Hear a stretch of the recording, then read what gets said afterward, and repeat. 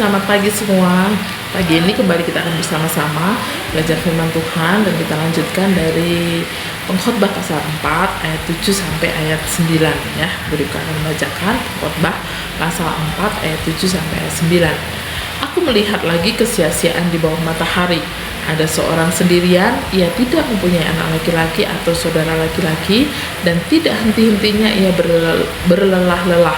Matanya pun tidak puas dengan kekayaan. Untuk siapa aku berlelah-lelah dan menolak kesenangan? Ini pun kesia-siaan dan hal yang menyusahkan. Berdua lebih baik daripada seorang diri, karena mereka menerima upah yang baik dalam jerih payah mereka. Nah, saat ini Buruka mau bertanya nih, siapa di sini yang mempunyai banyak sekali teman? Ada? Wah, hebat ya. Terus siapa di sini yang mempunyai hanya sedikit teman atau bahkan tidak mempunyai teman? Ada? Gak ada ya? Semuanya pasti senang kalau mempunyai teman yang banyak. Karena apa?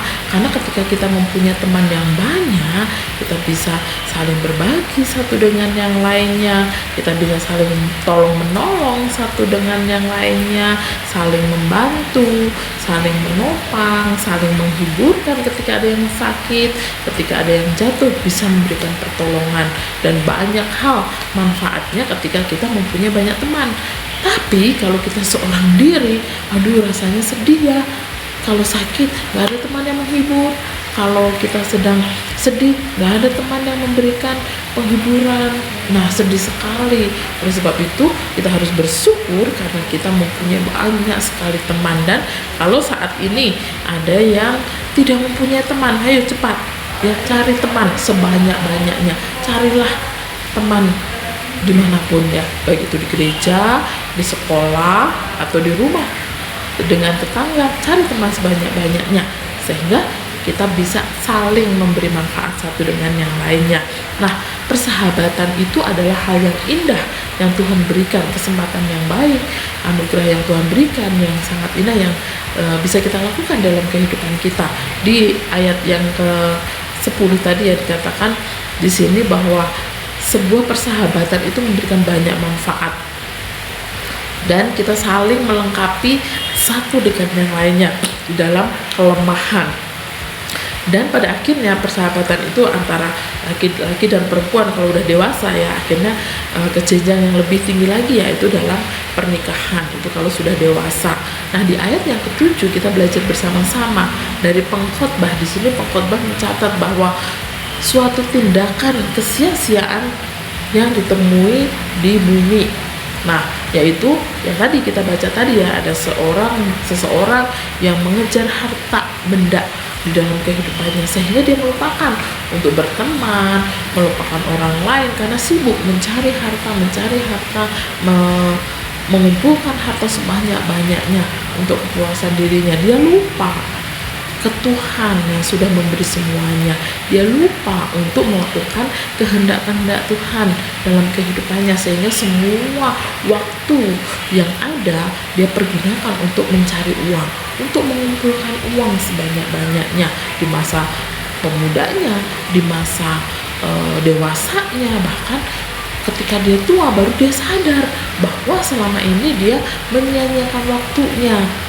Waktu pemuda, waktu remaja, waktu anak-anak, atau waktu dewasa dia tidak menggunakan waktunya untuk melakukan kehendak Tuhan, lupa ke gereja, lupa melayani Tuhan, lupa melakukan kehendak Tuhan. Nah, disia-siakan semuanya dan dia menyesal ketika masa tuanya, karena masa tuanya udah gak bisa ngapa-ngapain, dia sudah lemah, melayani sudah nggak bisa, ke gereja mungkin sudah susah.